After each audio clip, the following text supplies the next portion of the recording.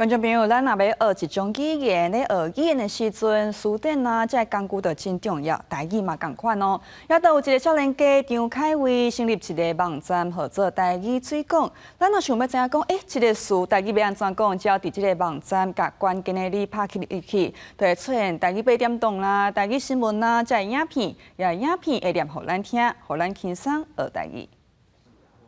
像是隔山观斗，然后按搜寻。好啊，恁爸就徛关山看马相趁。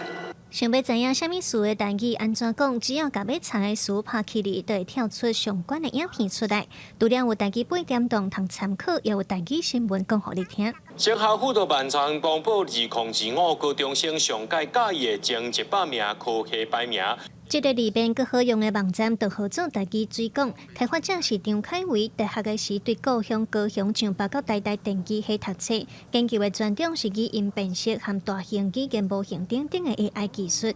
张凯威表示，因为有学校老师的鼓励，伊在今年博士毕业了后去做这个网站，希望让想要学台语的人，通用更较生活化的方式来学台语。乡土剧内底有一寡演员，可能欢喜，可能咧哭，伊安尼。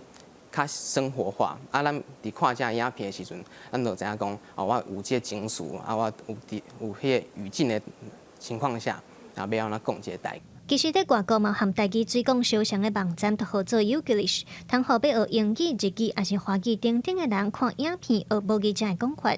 张凯威讲，伊认为家己既然有这个技术甲传统，无到家己来做台语版。张凯威表示，因为讲到台语，就会互伊想到细汉时和阿嬷斗阵看8点档的回忆。不过阿嬷已经过身，所以伊希望透过台语水讲来纪念伊的阿嬷。迄是一个真幸福、真温暖的回忆啊！我就想讲，透过这个台语水讲，一方面是纪念我阿嬷，一方面是甲我心内中上温暖、上幸福的迄个回忆，透过这个台语水讲分享互大家安尼。张凯威表示，目前超吹的功能也毋是真理想，会阁继续调整。伊嘛望未来台语通有亲像 ChatGPT 这款大型语言模型，互 AI 会当用自然的台语来对话、书写，也是进行创作。